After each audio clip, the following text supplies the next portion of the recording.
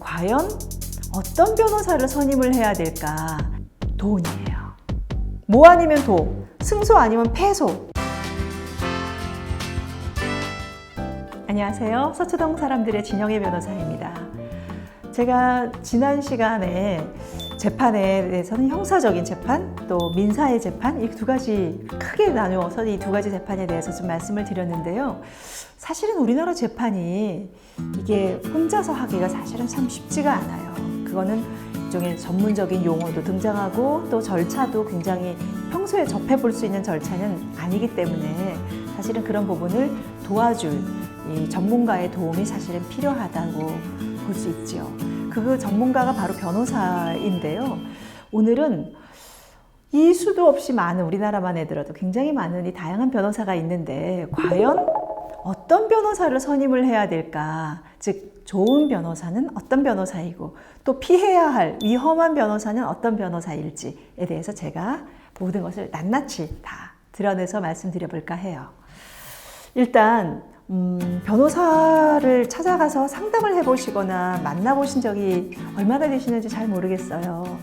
근데 실제로 좋은 변호사를 만나는 방법은 물론 주변 사람들에게 수소문해서 야, 좋은 변호사 좀 소개시켜줘 라고 해서 소개를 통해서 만나는 경우들도 많이 있겠지만 사실은 그분이랑 내가 과연 잘 맞는 인연인지 아닌지에 대해서는 소개하는 것만 믿고 가기에는 또 조금 애매한 구석이 있어요. 무슨 말씀이냐 하면 꼭 서로 간에 의도하지는 않았지만 뭔가 이 사람이랑은 뭔가 잘 안 맞거나 뭔가 나와의 인연이 아닌 것 같은 그런 경우도 왕왕 있거든요. 자, 일단 좋은 변호사는 어떤 특징이 있는지 제가 세 가지로 압축해서 말씀드릴게요.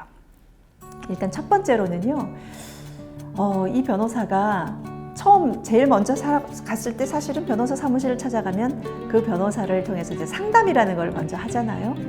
이 상담을 변호사가 직접 하느냐 아니면은 그 밑에 소위 사무장이라고 일컬어지는 직원이 상담을 하느냐, 여기에 첫 번째 포인트가 있습니다. 즉 모든 첫 번째 상담을 변호사가 아니라 직원한테 맡겨서 해야 된다라고 한다면 사실은 저는 그거는 조금 고려해 보시라고 말씀드리고 싶어요. 왜냐하면 모든 것은 첫 이미지처럼 변호사가 이 사람의 이 사건에 얼마만큼의 애정과 관심 그리고 이 내용을 파악하려는 노력을 하느냐, 이거는 첫 번째 상담 단계에서 이미 정해지거든요. 물론 아주 바쁘고 유명한 변호사들이 자기가 직접 상담할 시간이 없어서 사무장이나 직원을 통해서 간략한 개요를 전달해 듣는 경우도 있죠. 또 그렇게 해서 재판을 진행하는 것도 사실은 그렇게 큰 무리는 아닐 수도 있습니다만, 저희 같은 경우는 제가 그 사람과 오랜 시간 동안 상담을 하고 면담을 하면서 그 사건이 어떤 내용인지에 대해서 이렇게 앙상한 내용 말고도 그 사람의 이 마음, 그리고 또 그 사람이 왜 이거를 여기까지 오게 됐는지에 대한 그걸 이해할 수 있게 돼요. 그래서 저는 일단 최초의 기본적인 상담을 변호사가 하느냐 그렇지 않느냐, 이게 그 변호사를 선임을 할지 말지에 대한 첫 번째 기준이 되는 것 같고요. 두 번째로는 이 변호사가 자기가 맡은 이 사건을 얼마만큼 깊은 애정과 내용을 파악하고 있느냐, 즉 얼마만큼 그 변호사와의 자기가 소위 공감대가 형성될 수 있느냐는 그 자기가 어떤 연락을 취하거나 또는 변호사를 만나고자 했을 때 그 만남이나 연락이 얼마만큼 쉽게 될 수 있느냐에 달려 있어요. 물론 변호사가 뭐 재판을 가거나 또는 구치소에 접견을 가거나 또 수많은 회의를 하거나 이런 경우가 많기 때문에 바로바로 전화를 받지 못하는 경우들은 아주 흔합니다. 실제로 그러하고요. 그렇지만 그 이후에도 이 변호사가 자기와의 어떤 연락을 뭐 며칠이 지나도록 연락이 안 되거나 또는 이 사람이 한 면담이나 상담 요청을 계속해서 미루거나 피한다면 이거는 조금 그 변호사가 자기가 맡긴 이 사건에 대한 애정이나 어떤 적극적인 의지가 조금 부족한 게 아닐까 생각해 볼 필요가 있는 상황이죠. 세 번째로는 돈이에요. 자, 우리가 보통 변호사에게 선임료를 주지요. 당연히 이제 선임료를 주고 변호사를 선임을 하는데, 그런데 처음엔 선임료는 그렇게 비싸지 않아서 이 정도면 내가 그래도 변호사 선임하는데 크게 무리가 없겠다라고 생각하고 선임을 했는데 이상하게 그 이후에 자꾸 들어가는 돈이 많아지는 경우들이 있어요. 근데 그게 어떤 법원에 내야 되는 소장의 인지대나 뭐 송달료나 또는 뭐 증인에 대한 뭐 여비나 이런 공식적으로 당연히 내야 되는 돈은 그거는 변호사가 요구하는 것은 너무 당연한 겁니다. 근데 실제로 그런 돈이 크지도 않아요. 뭐 몇십만 원에서 또는 뭐 몇만 원, 인지대 같은 거는 뭐 몇십만 원 될 수 있지만 기본적으로 증인의 여비나 또는 송달료 이런 거는 뭐 몇만 원이거든 보통. 그런데 그런 명목의 돈이 아니라 예를 들어서 또 큰 돈이 들어가는 것 중에 감정료 이런 것도 있어요. 그거는 외부 기관에게 예를 들어서 이거의 가치가 얼마가 되는지 감정을 해야 된다거나 아니면 교통사고가 났을 때 이 차가 얼마만큼 부서졌는지 감정을 해야 된다거나 이런 것들도 당연히 법원에서 이만큼의 감정료를 내십시오 라고 하는 게 있기 때문에 명확하게 확인할 수 있어요. 그런 돈을 달라고 하는 건 너무 당연한 겁니다. 근데 그게 아니라 뭐 판사님이랑 밥을 먹어야 된다라든지 뭐 검사를 접대를 해야 된다라든지 뭐 이런 식으로 뭔가 미심쩍은데 그런 돈을 굉장히 거액의 돈을 요구하는 경우들이 가끔 있어요. 이거는 제가 봤을 때 100% 의심이 아니라 당장 그 변호사와 손을 떼야 되는 그런 변호사라고 해도 과언이 아니에요. 즉 변호사가 법을 지키지 않고 뭔가 의심스러운 로비의 형식의 돈을 자꾸 달라고 하거나 또는 그런 이름으로의 사람들을 만난다고 이야기한다는 것은 사실은 이미 변호사가 아니라 이 의뢰인의 입장에서는 또 다른 피해를 끼치는 소위 말하는 사기꾼의 다름 아니에요. 그렇기 때문에 그런 변호사라면 과감히 손을 떼시고 그리고 심지어는 그 돈도 돌려받을 수 있는 길이 있어야 되겠죠. 바로 변호사협회에 진정을 하거나 또는 형사 고소를 하셔서 그 돈을 돌려받으셔야 됩니다.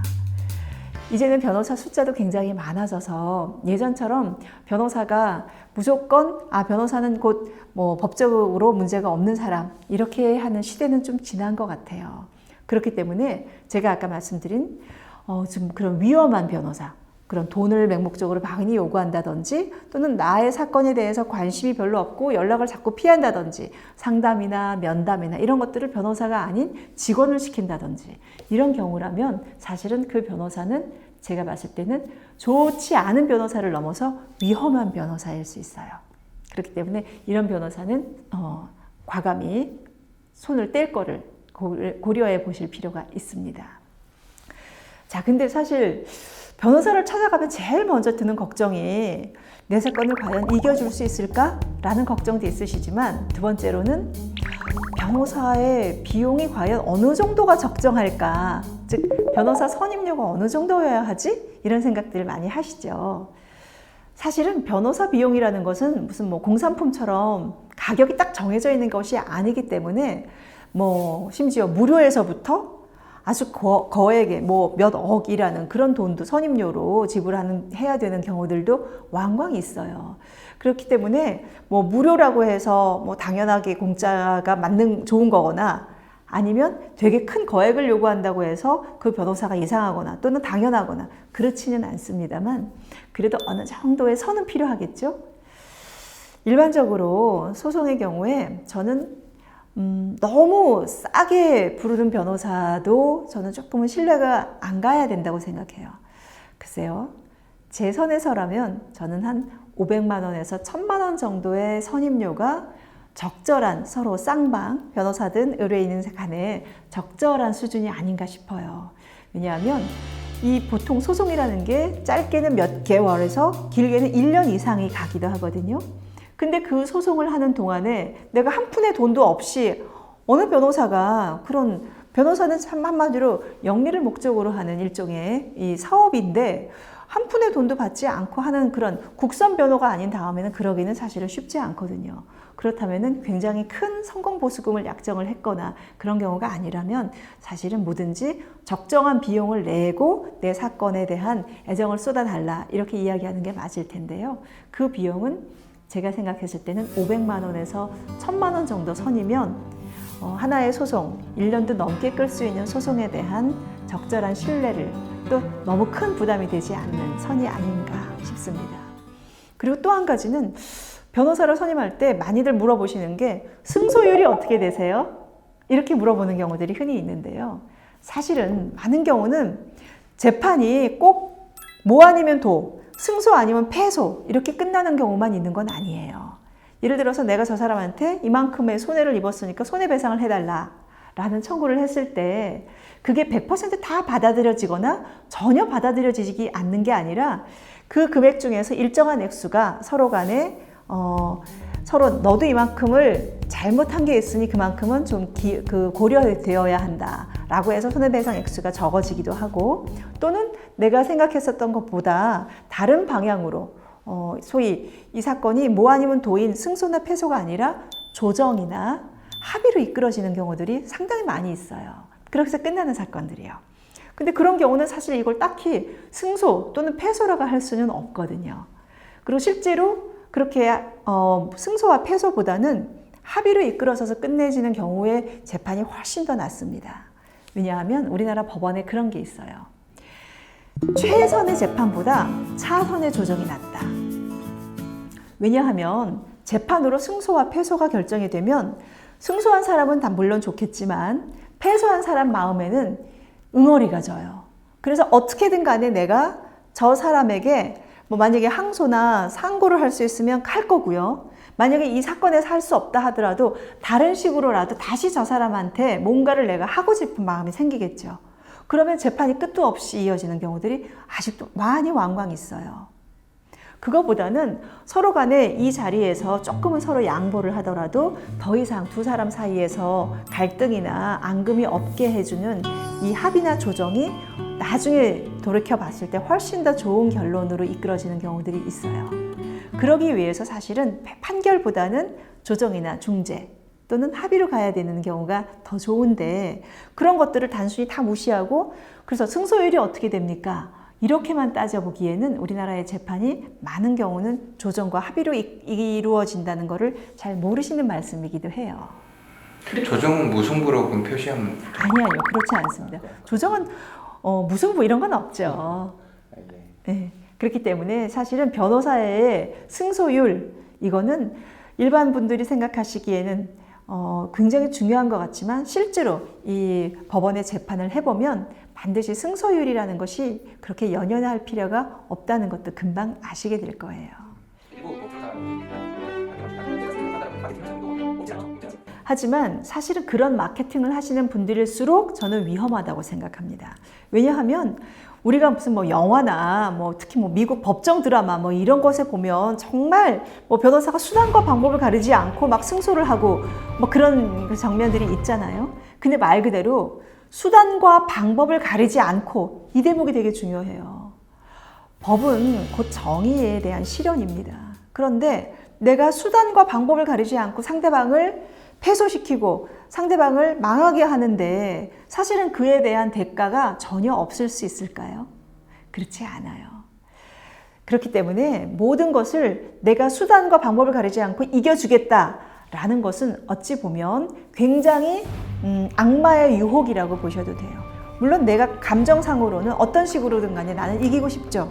하지만 그것을 과연 변호사도 그런 식의 홍보를 한다 라고 하면서 의뢰인들에게 자기가 수단과 방법을 가리지 않고, 물론 그렇게 말은 안 하겠죠. 무조건 승소해드립니다. 아니 승소율 절대적으로 승소율이 엄청 높습니다. 이렇게 하는 것은 사실은 그 사건이나 이런 내용을 굉장히 무리하게 진행을 하거나 아니면 아주 과장된 광고일 가능성이 높아요. 그렇기 때문에 사실 그런 식의 광고를 하는 변호사는 저는 조금 주의하셔야 된다고 생각이 들어요.